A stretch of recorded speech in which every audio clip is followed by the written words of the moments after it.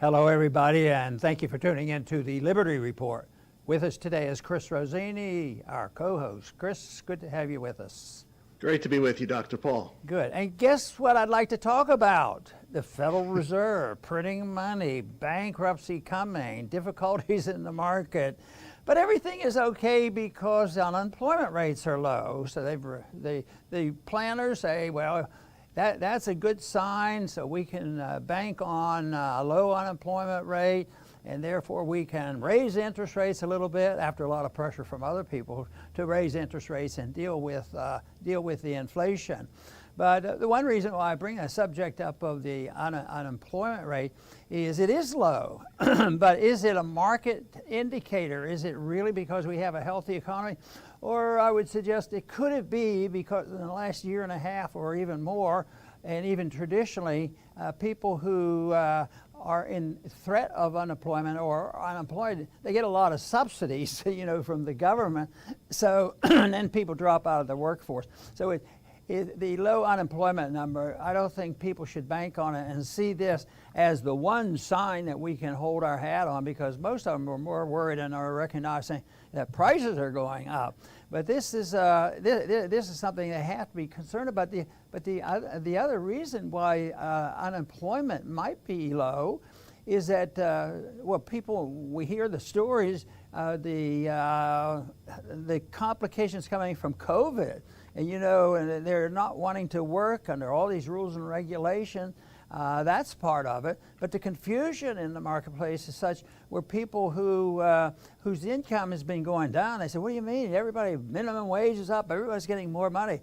Yes, but not real wealth. They're getting more dollars, and they may be taking this opportunity because there's confusion and jobs are shifting. Some jobs are, staying out of the workplace, and therefore they just think that this is a time to look around. So that would add to the unemployment. Otherwise, what I'm saying is the unemployment number does look good, but I think that's a little bit of fiction, and they ought to stick with their concern, about the inflation rate. And there certainly is a lot of things there, whether you look at the CPI or the PPI, or if you look at how much the average household lost last year in the increase in purchasing power or increasing cost of living, it's been drastic. So wages and the people are worse off in the last year, and that's generally the case with inflation. So there's still a lot of problems there, but there's a lot of people chiming in, telling Powell what to do, and Powell, like all chairmen of the Federal Reserve, they do respond, and this week there was a little bit of that, and he was on again, off again about what he should do with the balance sheet and whether he should not buy so many treasury bills, to keep the market stable by keeping interest rates at zero. So I think it's dangerous where we live, and I think also the fact that yesterday was a big booming day and interest for the people who have invested in conventional, conventional way with stocks and bonds. And the whole thing is there's also today there's a lot of options coming due, $4.3 trillion option, and that's usually an exciting day. Maybe it's a painful day, maybe it's a really exciting and people are going to make some money, but I think there's some nervous tension with that. But that's I imagine that comes mostly toward the end of the day, but we may still see a lot of fireworks today. Maybe right now the activity on Wall Street is rather calm compared to yesterday, but who knows what the next hour may bring. Right, Dr. Paul, and can you believe that they weren't being totally truthful with everyone when they said that inflation would be transitory, because Powell is now using different words. I found a quote from him, and he's now using the word entrenched.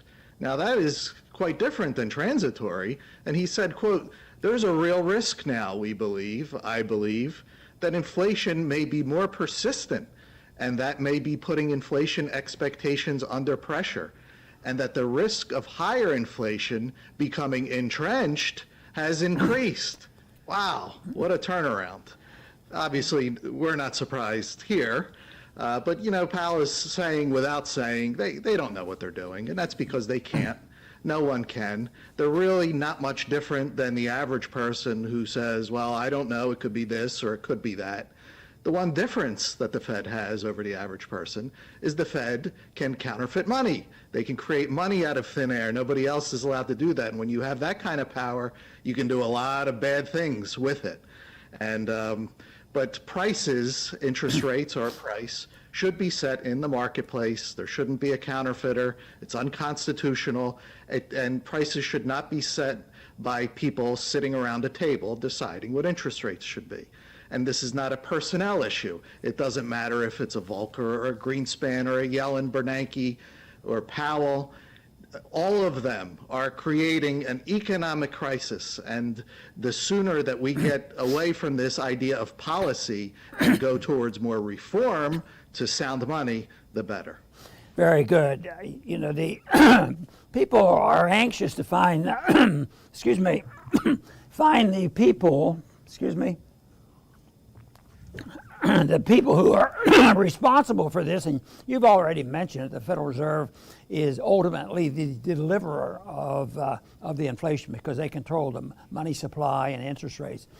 But it's not quite that simple. I'm frequently stopped on the street by individuals who will assume that I'm a Republican. I've been a Republican in the Congress, that they'll strike up a conversation. Well, what's this Biden doing? Biden caused all this inflation. Of course, I can't defend Biden, but nevertheless, I usually want to just clarify it a little bit. I said, I think some of this stuff is bipartisan. I think the Republicans spend a lot of money. I think they printed a lot of money too. I think they accumulated a lot of debt too when they were in office. So this is the whole thing. So it's not so simple to say that it's Biden and Biden, like Powell, they respond, to a lot of people who are making noise, who are saying, do this, do that. Deficits don't matter. They've all been brainwashed with Keynesian economics and now Marxist economics and the modern monetary theories. These kinds of things are badgered around, and they try to give justification to the politician and the Federal Reserve to do exactly what they're doing. But the numbers don't look good. For instance, right now there's been an increase a vote in the national debt limit, just last week, from by another $2.5 trillion. They're supposed to have a debt limit so the Congress realized, we can't spend money. The debt limit is stopping us. We're going to back off. Never happens.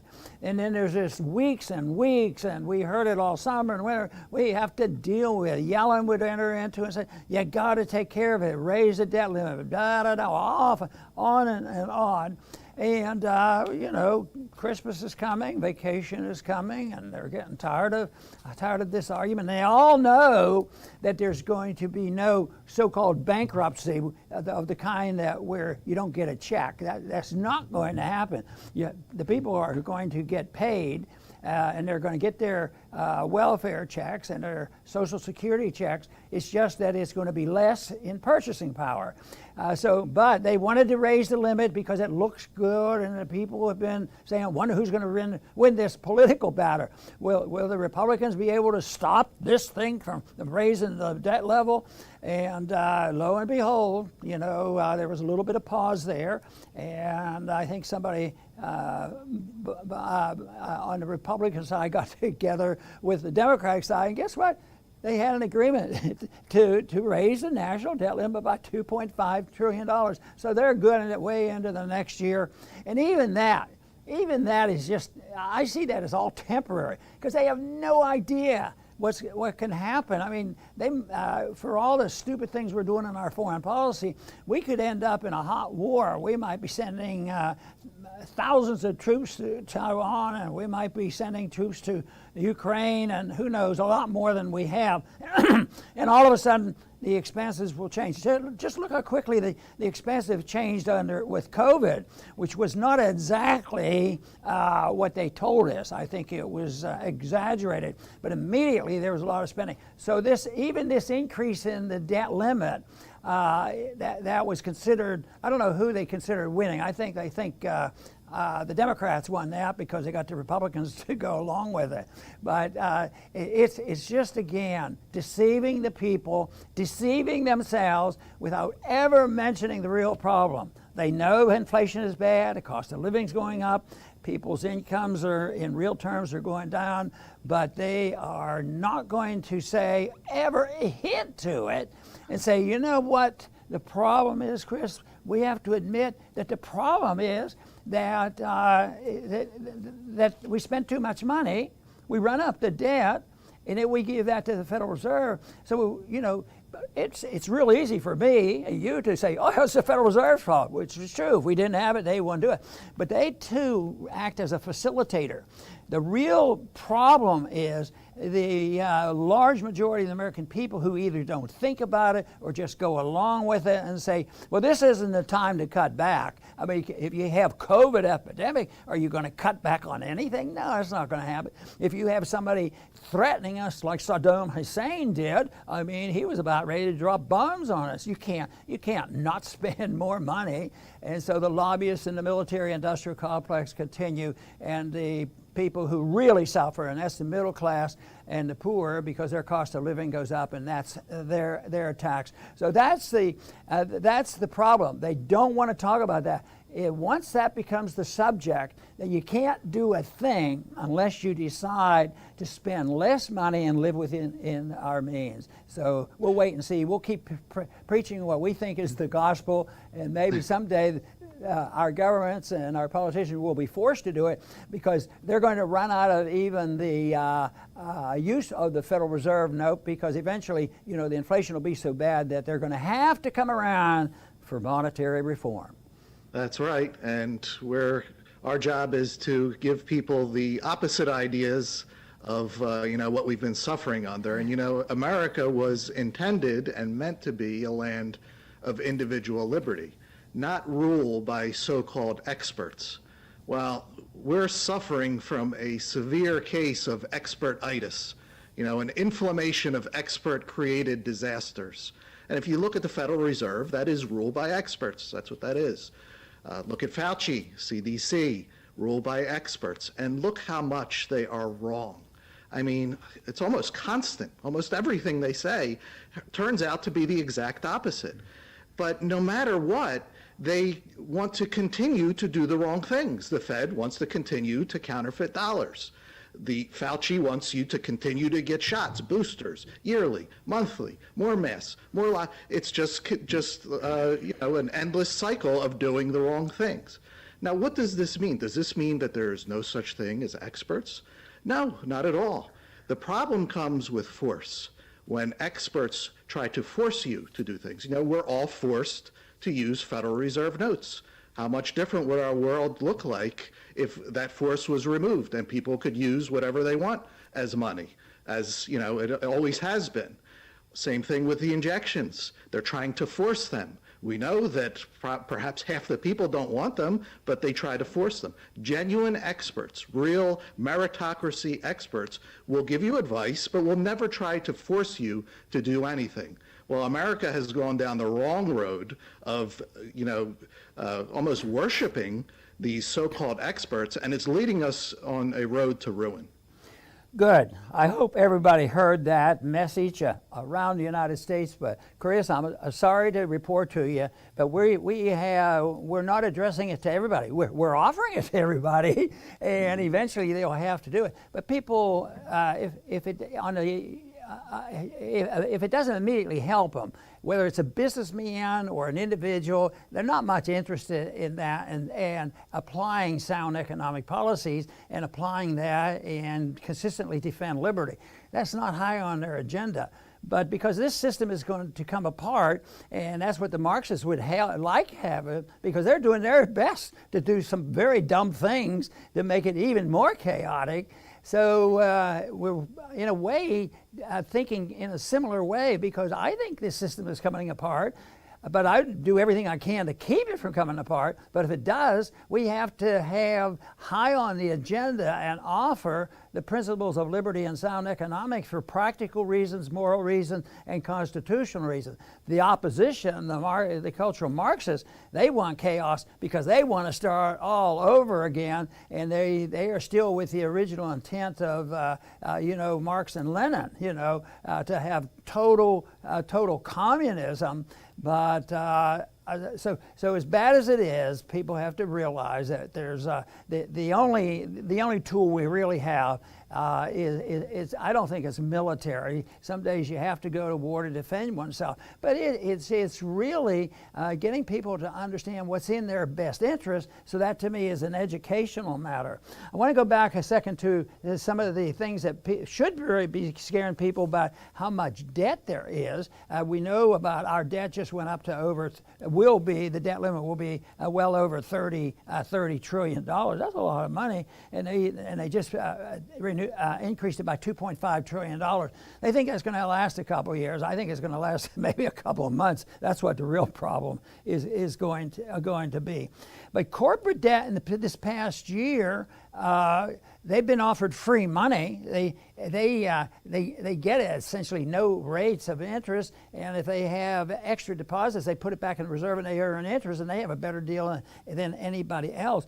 But their debt went up $2 trillion because theoretically they have to pay that back. These debts will be paid back, but they're usually paid back with more inflation, and then the cost of the paying back of this debt is going to be the average person who has to be very concerned about their cost of living increase, and that's once again is the middle class. That's why the middle class gets wiped out, and the sophisticated people, like in the military-industrial complex and the banking system, they do pretty well. It doesn't mean they're all going to do well, because it'll be chaotic, and they're vulnerable too. But our government debt in the last year, if you add it all up, it was over $5 trillion. And now they're adding on to it. So it's hard to even comprehend this. But then if you think about this in a larger sense, in the dollar reserve standard, I think the world right now, the other central bankers would find it very difficult and would not intentionally crash the dollar and try to destroy the dollar. Too many people are dependent on it, and therefore this will continue. But in dollar debt around the world, that went up over $30 trillion because they're just printing. The whole world's doing the same thing.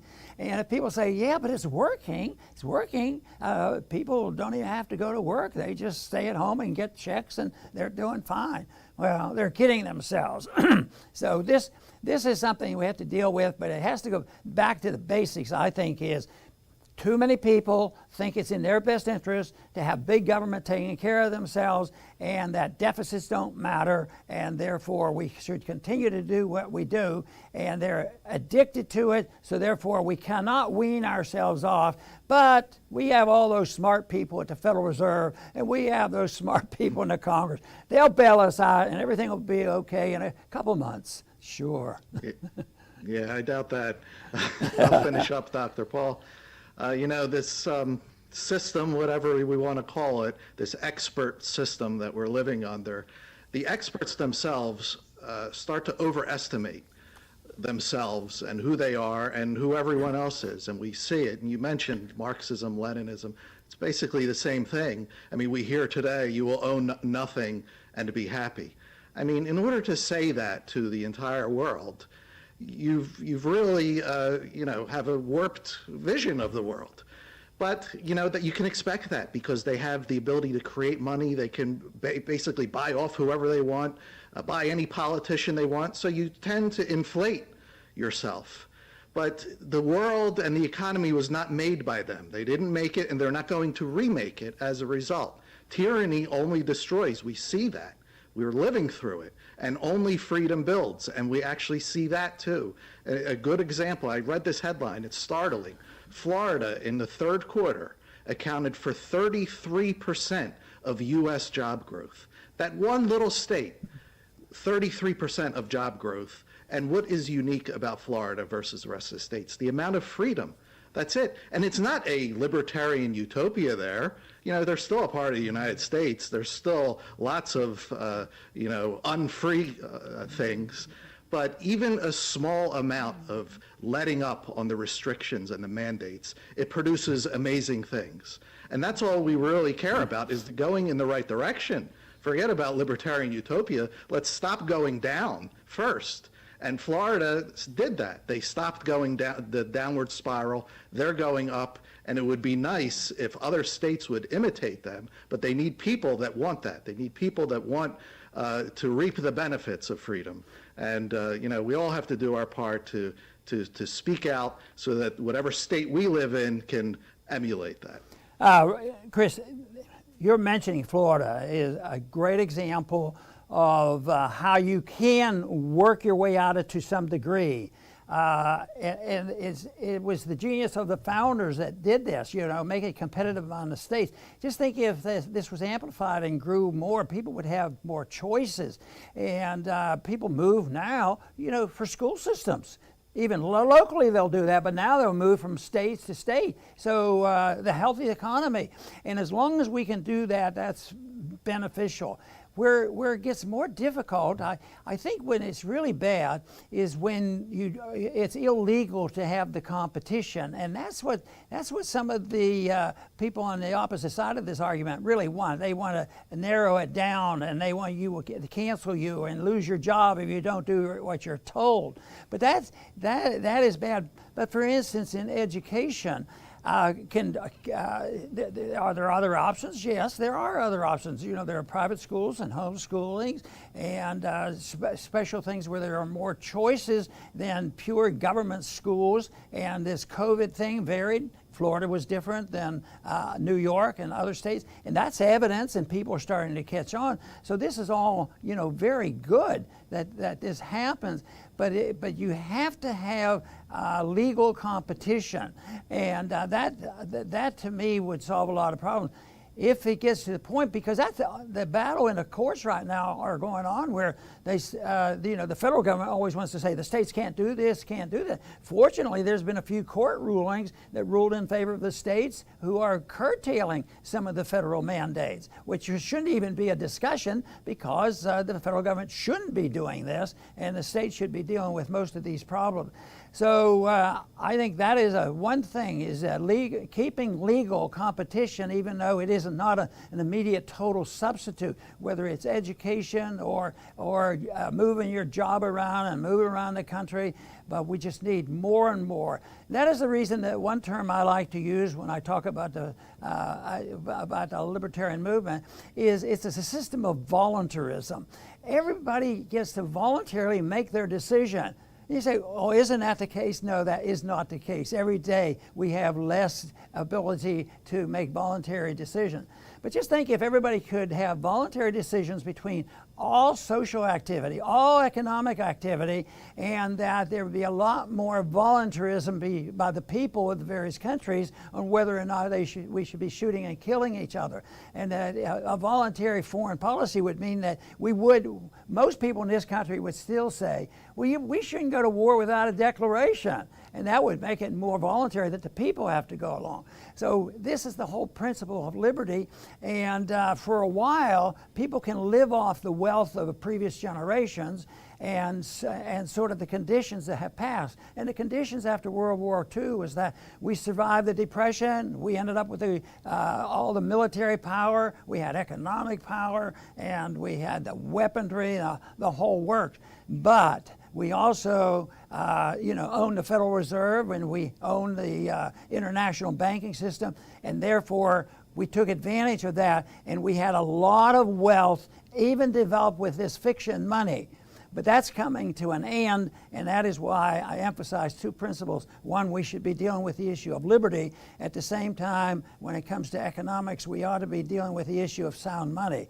But people have to know about that, and they have to make a decision. Well, that makes more sense than what we're doing now, because most people are starting to talk about the Fed. What are they doing? And what are they doing on, what are the medical experts from Washington doing to really help us sort this system out of the COVID problem?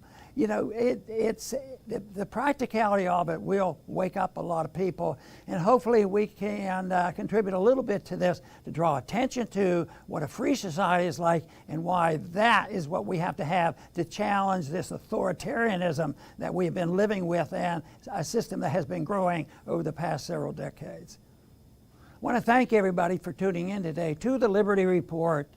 Please come back soon.